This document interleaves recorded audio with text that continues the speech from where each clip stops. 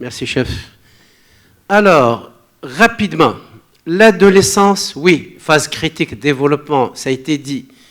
Dans les pays en voie de développement, les adolescents représentent à peu près 25% de la population. Interaction très limitée de système de santé avec ces tranches d'âge. ما تيبغاوش يبقاو يمشوا عند الميدecin ou là dans les centres de santé. La vaccination, il faut la considérer comme une opportunité clé de dialogue avec l'ado.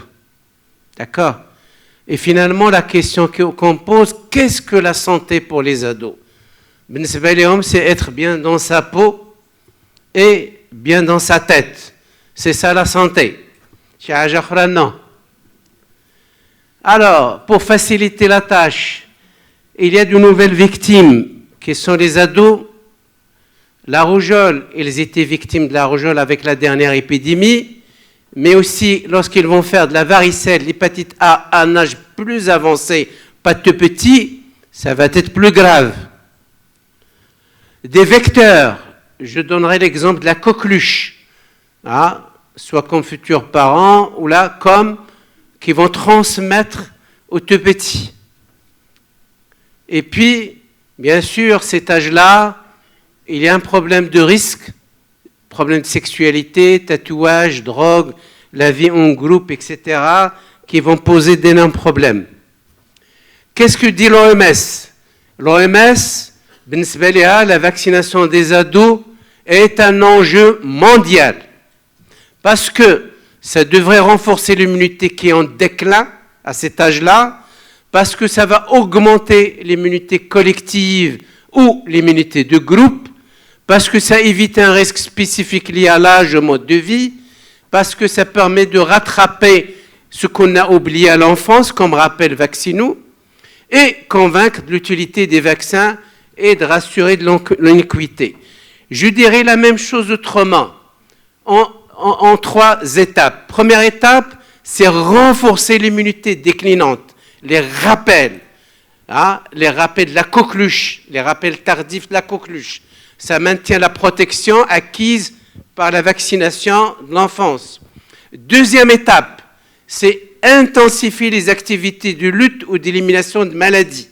Ça permet de faire des rattrapages et donc d'accroître l'immunité collective et interrompre les chaînes de transmission. Et enfin, éviter un risque spécifique lié à l'âge et au mode de vie. Donc, mise en place d'une vaccination avant l'exposition au risque. Exemple HPV. Alors, comment convaincre finalement dans une vaccination chez l'ado? Nous sommes devant les faits qui sont quoi? Les ados sont mal vaccinés. C'est à travers le monde. Conséquence, ils vont faire des maladies qu'on aurait dû éviter avec la vaccination. Quels sont les freins? L'ado, il se croit toujours qu'il est bien portant. Mais aussi, il est peu informé par la santé. Il y a aussi l'influence des parents qui peut être une influence négative. Il y a de plus en plus de parents anti-vaccins. Constat, l'ado, il est en désert médical. Ma brachim chez le pédiatre ou ma brachim chez le médecin d'adulte. Donc, il est dans un désert médical. Et enfin, les solutions, rôle majeur de vous et nous, les pédiatres, et de médecins de famille Lacan. Et puis, il faut favoriser les rencontres, la communication, le langage, à tout moment avec les ados. Dans cette enquête sur la perception de la vaccination, qu'est-ce qui est en faveur pour les ados de vacciner? Lorsqu'on leur parle de la sévérité de la maladie, c'est plus ça que leur parler de recommandations, etc. Qu'est-ce qui est comme obstacle pour vacciner les ados? C'est lorsqu'ils entendent qu'il y a un effet secondaire. D'accord? Lorsqu'ils entendent parler qu'il y a des injections. On va parler des injections. On ne tient pas compte souvent de ce facteur injection chez les ados. D'accord? C'est plus que les recommandations que la nécessité de vaccins. Finalement, quelles sont les barrières pour vacciner les ados? 3. La prise de décision, les connaissances et le manque de soins. Si on prend les processus de décision, malheureusement, les parents veulent toujours être les décideurs lorsqu'ils sont avec leur ado à 100%, ils ne donnent pas, l'ado le droit de s'exprimer. Les connaissances, il y a un problème de manque de sensibilisation. On avait l'impression que la vaccination s'arrête chez le bébé, à 9 mois, même à 18 mois, même le rappel qu'on fait à 5 ans dans le cadre de la santé publique, puisque la santé publique, maintenant, il vaccine presque 97-98% des enfants marocains, même le rappel tardif de 5 ans, je ne pense pas qu'il dépasse 50%, à 5 ans pour la coqueluche. Et donc, il faut de l'information. Le manque de soins, il n'y a pas de visite d'éducation préventive. La médecine scolaire, par rapport à ce qu'on faisait avant dans les écoles, c'est beaucoup détérioré. L'information obsolète chez les soignants. Même les soignants doivent être bien informés, pour mieux informer les ados et leurs parents. Donc finalement, l'intervention des professionnels de santé doit être armée d'outils éducationnels. Il faut des trousses d'informations et il faut savoir faire des rappels en médecine scolaire et autres pour rappeler, aux ados l'intérêt de la vaccination. Je passe sur la théorie. Si on fait un petit panorama, les recommandations américaines pour l'ado, la coqueluche, l'HPV, le méningo, la grippe. Si on voit les recommandations australiennes l'autre bout du monde, c'est toujours la même chose, HPV, DTC coqueluche, méningo, grippe. Oubliez le plus mot 23, ça ne sert plus à grand-chose. Le Maroc, y a-t-il des recommandations? Oui, c'est ce que nous faisons chaque année au cours de notre congrès et on distribue aussi un calendrier vaccinal pour dire que la vaccination est à vie. Et il ne s'arrête pas à 5 ans, il ne s'arrête pas. Regardez ce que nous avons proposé, entre 9 et 15 ans. D'accord? Finalement, l'idée ou le rêve pour vacciner les ados, c'est de normaliser la vaccination contre l'HPV, mais il faut que ça soit le Maghreb comme un sandwich qu'on donne aux ados.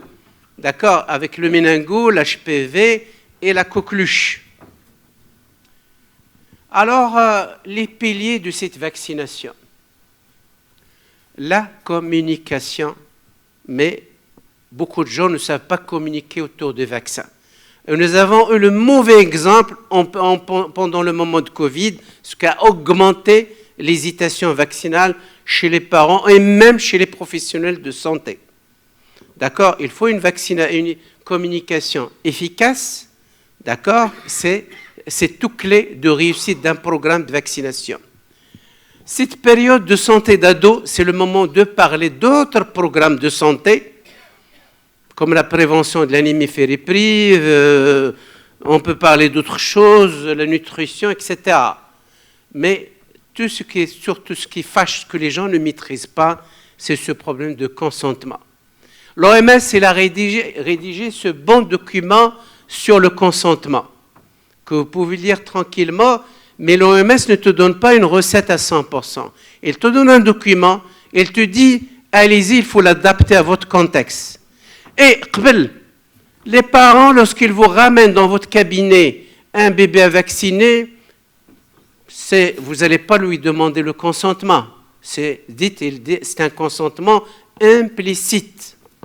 Alors que maintenant, avec les ados, vous ne pouvez pas aller vacciner, sauf soit il a accompagné son enfant, soit ce que font maintenant les gens à travers l'école. Ils envoient un courrier dans la médecine scolaire pour l'HPV, ils envoient un courrier, et si les parents ne répondent pas, c'est-à-dire qu'ils en sont d'accord. S'ils disent non, à ce moment-là, n'essayez pas la première fois, laissez pour Menbad. Il ne faut pas insister si les parents vous disent non, à tout près de les vaincre lors de la première séance. Il faut les laisser par la suite. D'accord? Finalement, ce que j'ai dit pour réussir la vaccination des ados, il faut le consentement, oui, et il faut la confidentialité. Les ados, ils veulent que leurs problèmes de santé ne soient pas divulgués, d'accord?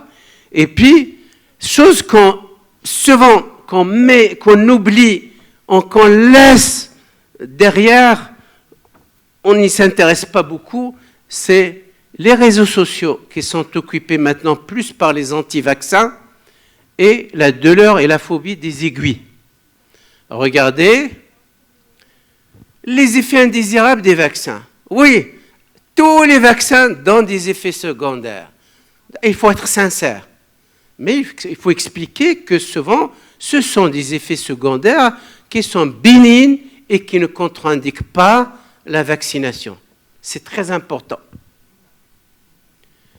Et puis, la vaccination en milieu scolaire, ou là dans le cabinet des ados, attention, il y en a qui sont plus exposés, qui sont stressés avec de l'hyperventilation, qui peut faire des malaises. Donc, lorsque vous vaccinez en masse, il faut savoir les repérer et vous les laisser à la fin de la séance. Et puis, toute vaccination, qu'elle soit de bébé ou de l'ado, toujours cette surveillance post-vaccinale de 15 minutes qu'il faut garder le bébé ou l'ado dans la salle, d'accord? Il ne faut pas le renvoyer immédiatement. Les piqûres, je n'ai pas le temps pour vous dire quelle est cette signification de piqûres chez les ados.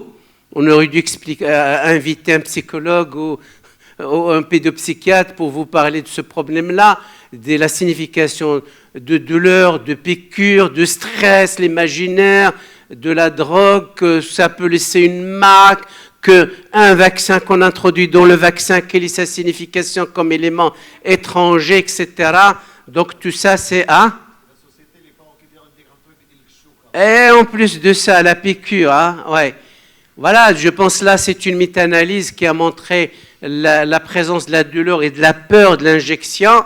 Et très rapidement, vous voyez, j'ai dit que qu'est-ce qu'on peut proposer? C'est le DTC chez un ado, le rappel tardif essentiellement coqueluche, la grippe, l'HPV, le méningo. Si on commence par DTC très rapidement, vous savez que les ados jouent un rôle très important dans la contamination des tout petits qui ne sont pas vaccinés ou incomplètement vaccinés, et que le vaccin contre la coqueluche va s'estamper après 8 ans, 10 ans. Il faut des rappels tardifs, comme ça a été montré par les différentes études. Lorsqu'on fait un rappel tardif, ça va booster la réponse vaccinale à la coqueluche, et les doses de rappel, que ce soit chez la femme enceinte, chez les ados, chez les adultes, il intègre maintenant les calendriers vaccinaux qui se respectent à travers le monde. Le méningocoque. Méningocoque, l'ado, il joue un rôle très important dans la transmission du méningo. Maintenant, le méningo change de forme clinique. Maintenant, il y a plus de formes respiratoires, de formes abdominales, de formes articulaires qui peuvent faire tromper. Regardez ce travail de Taha, d'accord, très très bon travail qui illustre ces formes atypiques. Le W dont on parle, il ne vient pas que du Hajj, il vient aussi de l'Amérique latine, l'Amérique du Nord, de l'Angleterre, etc.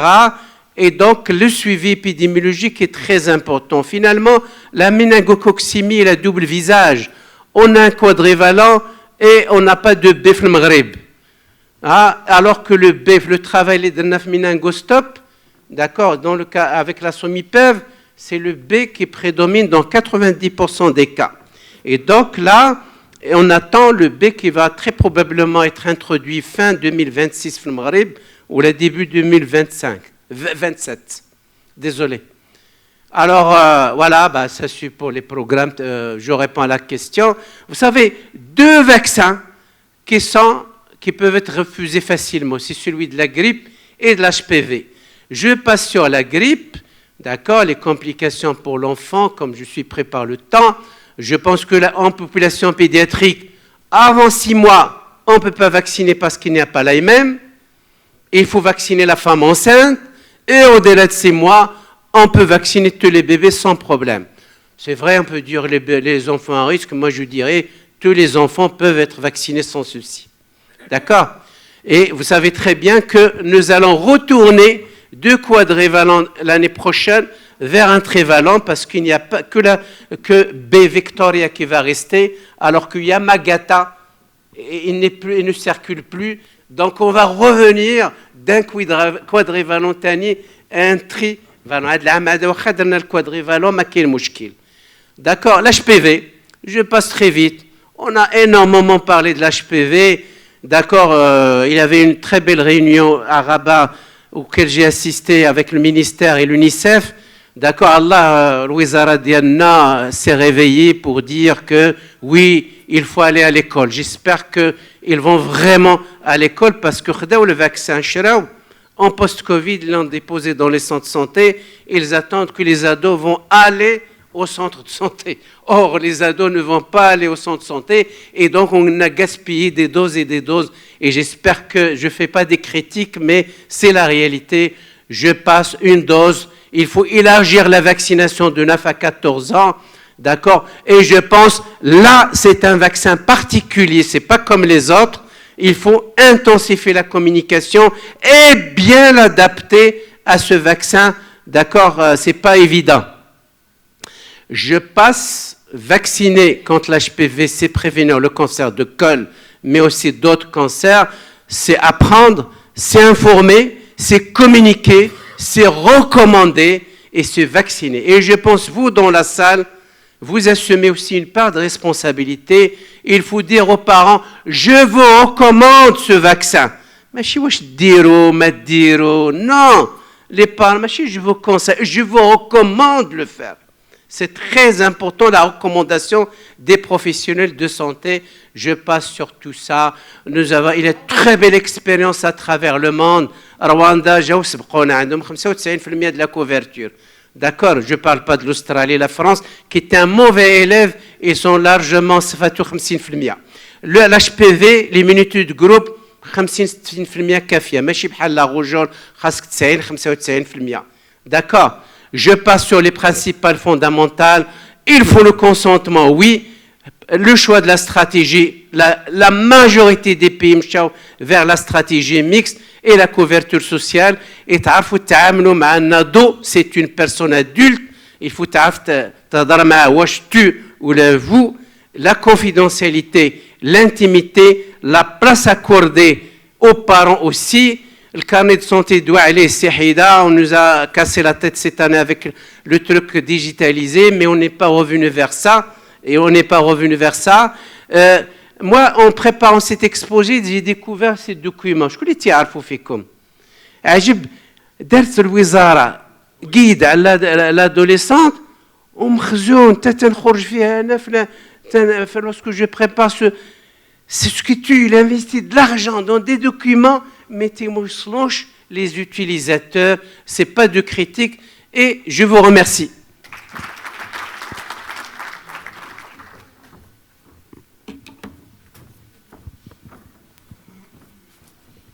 Merci beaucoup, merci pour cet excellent topo comme d'habitude.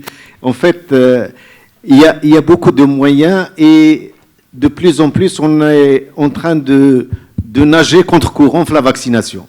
Parce que là, quand on voit des leaders mondiaux et qu'un ministre de la Santé américain qui est, entre guillemets, anti-vax, c'est quelque chose qui nous dessert de façon considérable. Et que c'est pour ça que je dis on nage contre courant. Les moyens pour vacciner l'adolescent, il n'y a pas qu'un seul moyen, il y a différentes solutions, tu en as parlé et tu as évoqué plusieurs pistes. Il y a une piste, par exemple, les États-Unis, quand on a un étudiant marocain qui part là-bas, qui n'a pas fait le ROR, il lui envoie le premier courrier, le deuxième courrier, le troisième courrier, il vient, il le ramène à l'aéroport, il rentre. Il ne discute pas. Donc pour dire qu'il y a le consentement, et le consentement est là ses limites, c'est-à-dire quand on expose les autres par rapport à ta maladie, on n'est plus dans le consentement, on est dans l'exposition de l'autre. Donc, il y a des pistes à suivre. Et puis, la communication, c'est une communication, et je suis totalement d'accord avec toi, qui doit être une communication locale, une communication marocaine par rapport à notre esprit marocain, par rapport à notre approche marocaine de la maladie, de la vaccination. Et pendant des années, la vaccination, on va dire, au Maroc, était quelque chose d'acquis. On n'avait même pas besoin d'expliquer aux parents. On avait un calendrier de vaccination. Il vient, c'est quand le prochain vaccin. Et je vais dire plus, il ne demande même pas contre quelle maladie, tellement la confiance était établie et que la vaccination était établie. L'histoire de la médecine scolaire, c'est une médecine qui va s'occuper et de la vaccination et qui va s'occuper du problème de l'adolescence. Et pour rebondir sur ce transfert, parce que là on est en train de parler de transfert ou de transition, ou de l'essentiel, c'est que cet enfant qu'on a suivi pendant des années et des années doit être pris en charge comme nous, pédiatres, parce qu'on a une relation particulière, et on a une spécialité particulière et on a un profil particulier. Je le dis toujours, les pédiatres, c'est les plus sympas des médecins et des spécialistes, quel que soit. Donc un médecin adulte, on est toujours choqué par leur façon de parler, leur façon d'aborder. On est un peu surpris parce qu'on n'a pas cette habitude. Et c'est vrai, l'histoire de la maison de diabétiques, c'est une réflexion. Parce qu'effectivement, peut-être, on a beaucoup de centres de santé. Au sein des centres de santé, créer des unités pour essayer que cette transition se fasse dans les meilleures conditions. Parce que généralement, dans un centre de santé, il y a des médecins d'adultes, il y a des médecins des pédiatres, et il y a une possibilité effectivement de travailler d'une façon globale, c'est juste une idée, de faire une transition, et pour que cet enfant qu'on a suivi pendant des années soit entre de bonnes mains et que la suite se fasse dans de bonnes conditions. Oui, après, madame, allez-y. Je sais très bien que cette transition du malade de la pédiatrie vers la médecine de l'adulte, ça va être très difficile. Mais sur le plan administratif, actuellement, cette transition va être facilitée par trois choses. Vous êtes au courant du registre médical unifié, par la numérisation du système de la santé et par l'intelligence artificielle. Je pense que ces trois choses, ils vont faciliter cette transition de la pédiatrie vers le médecine d'adulte. Mais seulement sur le plan pratique, ça va être difficile. Pourquoi ? Les pédiatres, comme vous l'avez dit, je suis tout à fait d'accord, ils ont la conscience professionnelle, ils sont très méticuleux. Par exemple, dans l'asthme, il n'y a pas un enfant qui sort avec le traitement de fond sans la chambre d'inhalation. Mais quand il devient adolescent, adulte, et Dieu sait, on reçoit des parents qui sont asthmatiques avec leurs enfants, et lorsque je leur demande comment vous utilisez le spray, personne ne sait le faire. Personne. 0%. Alors c'est pour ça que les malades, ils préfèrent rester suivis par le pédiatre, parce que Dieu merci, alhamdoulilah, les pédiatres, ils ont une bonne réputation dans ce pays. Question, madame. Professeur Midi, oui.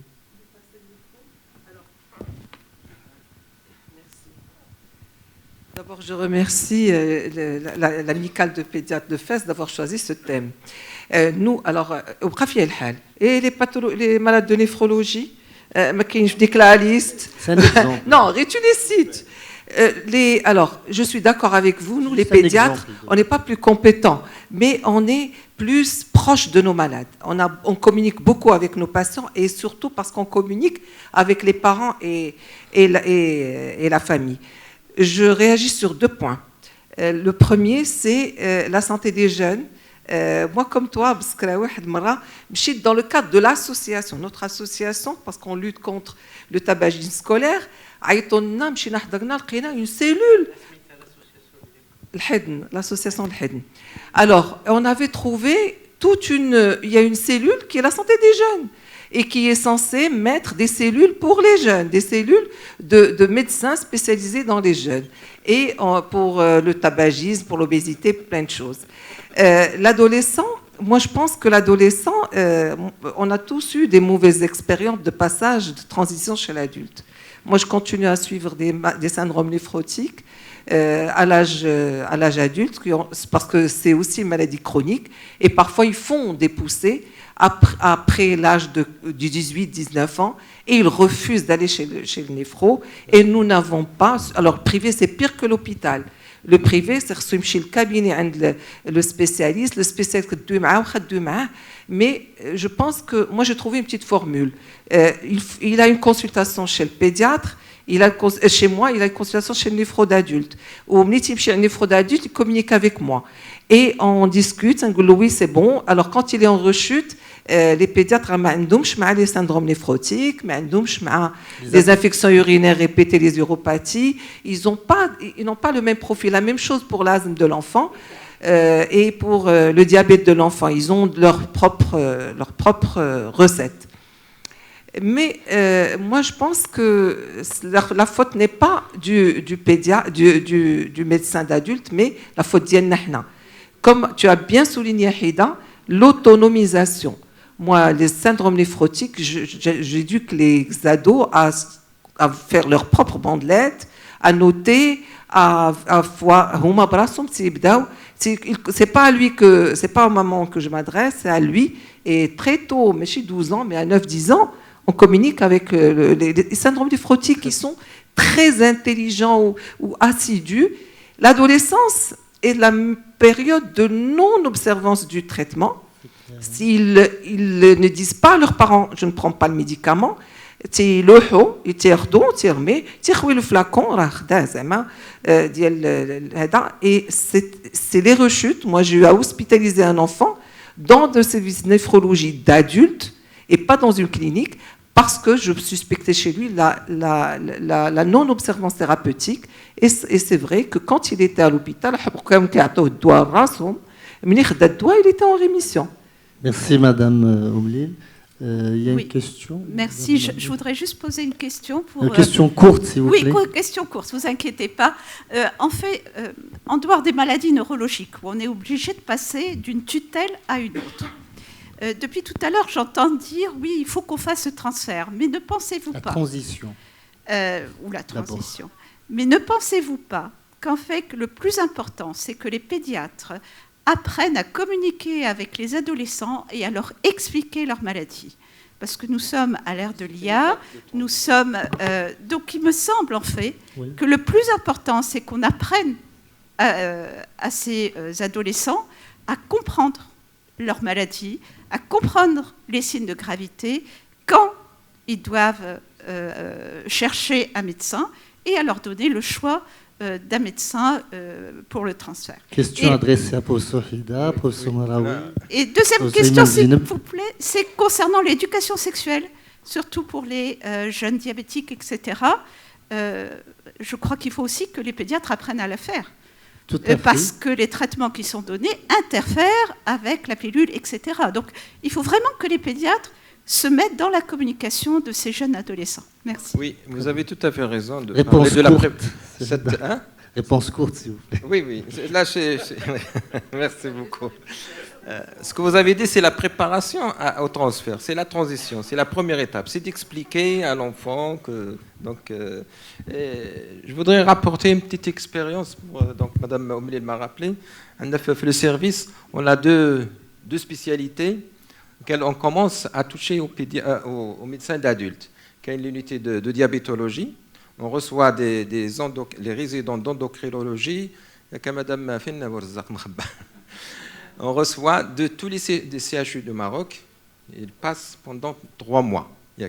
Donc déjà, espérons que ces endocrinologues adultes apprennent un petit peu l'approche de pédiatre. Il y a les néphrologues, les résidents de néphrologie, de service de CHU de Fès. Donc c'est une expérience, on les reçoit, on a tout le temps un endocrino adulte et un néphro d'adulte. Oui. Professeur Imanzine, complet.